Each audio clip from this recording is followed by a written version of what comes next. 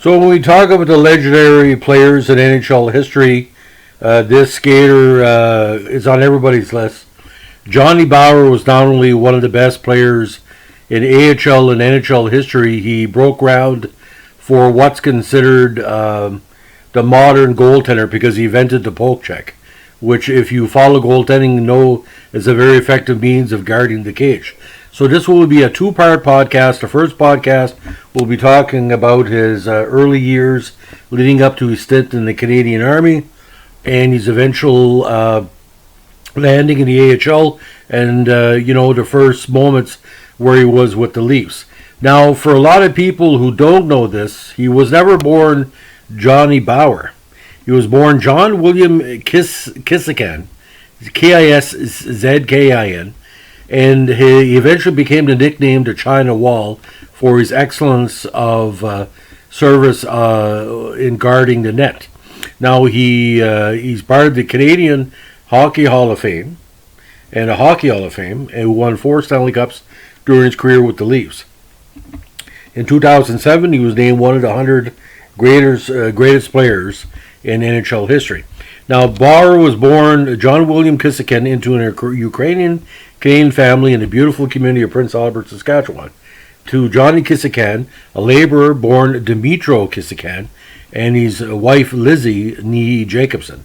His farmer father had previously been a homesteader. He had 1 brother and 7 sisters. Now, he self-taught. He taught himself to play hockey using a branch as a stick and made himself goalie pads out of old mattresses. Around age 10, his parents separated. An uncommon practice at the time, it created a stigma around the family in their town. When he was 15, he lied about his age and enlisted in the Canadian Army during World War II. Now, from 40 to 43, he was stationed in England as a gunner with the 2nd Canadian Division, and he was discharged due to rheumatoid arthritis in his hands. Now, Kissican returned to Prince Albert in 44 to play junior hockey there. In 45, he eventually turned professional in the AHL, where he spent 11 seasons playing mostly for the Cleveland Barons in the late 1940s and 1950s. Now, Bower told various stories about his name change, including that Bower was his mother's maiden name, or that he was adopted. Biographer Dan Robson was also told that Barons management may have asked him to avoid the post-war discrimination against Eastern Europeans, while other sources claim it's because sports writers often misspelled his real last name. His parents' breakup may also have been a factor, suggests Robson, as Bower rarely talked about the situation. His surname was legally changed during his first year of professional hockey.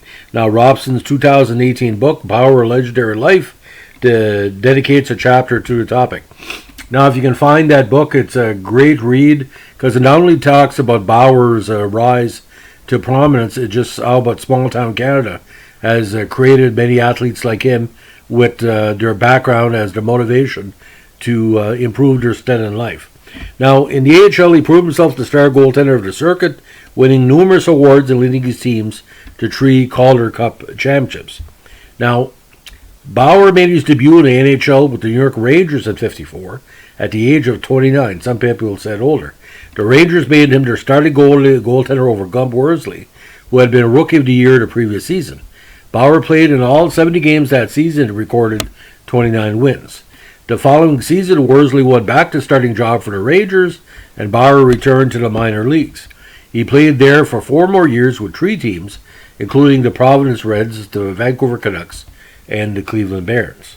Now, it was called up briefly by the Rangers in 55 and 57. Now, in the 1958 Interleague draft, he was claimed by the Toronto Maple Leafs.